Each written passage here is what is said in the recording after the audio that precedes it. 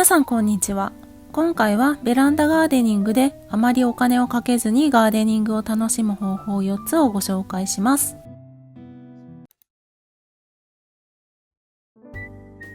このチャンネルでは節約ガーデニングが好きな看護師の暮らしの一部を動画にしています。今回はそんな私が実践しているあまりお金をかけずにガーデニングを楽しむ方法4つをご紹介したいと思います。ベランダガーデニングであまりお金をかけずにガーデニングを楽しむ方法その1、ゴミ袋は極力買わない。ガーデニングをするときは花柄摘みなので結構ゴミが出るんですよね。私は食品が入っていた袋などを使うようにしています。私は前までは園芸をするときは家にあったレジ袋を使っていました。何かバケツとか入れ物に入れておいてゴミの日にまとめて捨ててもいいんですが、虫が出たりするのが怖いので今のやり方に落ち着きました。防災備蓄の動画でもご紹介しましたが、食品の袋は意外と活用できます。特にポテトチップスなどアルミの素材の袋はガスを通さないので、匂いが心配な生ゴミを捨てるのにも使ったりしています。ベランダガーデニングであまりお金をかけずにガーデニングを楽しむ方法その2、開花期の長い一年草を買う。あまり聞き慣れないかもしれませんが、多年草と一年草があります。園芸初心者の方におすすめなのは、時期が来たら枯れてしまう一年草と言われるお花たちです。多年草とは季節が変わっても枯れることがなくて、毎年花を咲かせてくれる植物のことです。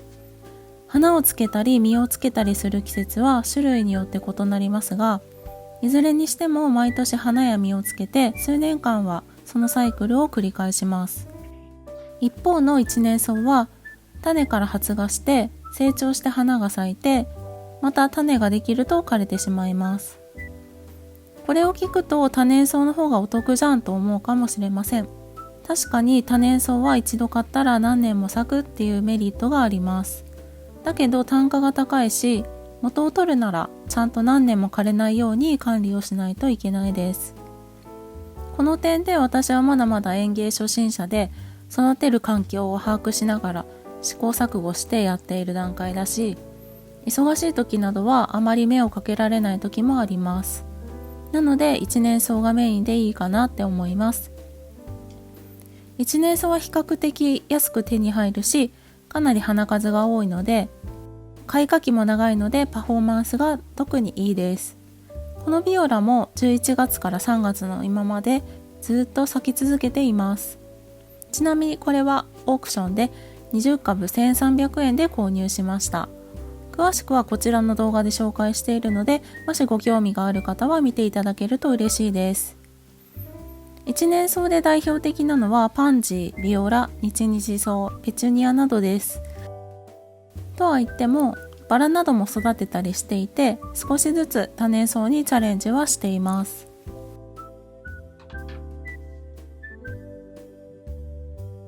ベランダガーデニングであまりお金をかけずにガーデニングを楽しむ方法その3、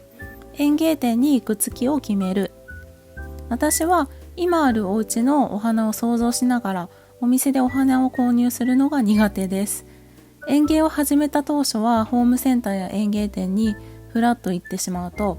結構衝動買いをしてしまいました。たくさん買ってしまって管理しきれなくなってたくさん枯らしたこともあります。なので今年はそもそも買いに行く月を最初から決めたらいいんじゃないかなって思ってます。そしたら足を運ぶ回数も減るし、家のお花を見ながらどんなイメージにしたいかを想像して欲しい植物をリストアップして買いに行こうと思います。ちなみに私は5月、9月、12月にしようと思います。イメージは夏には爽やかにブルーガーデンを作っていきたいと思っています。ですが夏には出産もあって管理がおろそかになることが予想されます。なので5月にはトレニアやサルビアなど夏に強いブルー系の花を購入しようかなって思っています。ベランダガーデニングであまりお金をかけずにガーデニングを楽しむ方法4つ目は、鉢底石は食品トレイで代用する。今までは水はけって植物には大事だから鉢底石必ず買っていました。ですが鉢底石って結構高くないですか？しかも結構重くて、軽い鉢底石もありますけど砕けてしまってまた使い回せないんですよね。でも最近は食品トレイで代用するようにしています。軽くて簡単に手に入るし、3、4センチ角でカットすれば今のところ水はけも問題なく育っています。そんな感じで以上があまりお金をかけずにガーデニングを楽しむ方法4つでした。繰り返しになりますが、1、ゴミ袋は極力買わない。2、開花期の長い一年草を買う。3、園芸店に行く月を決める。4、鉢底石は食品トレイを代用する。私は他にも節約するためにガーデンテーブルを DIY したり、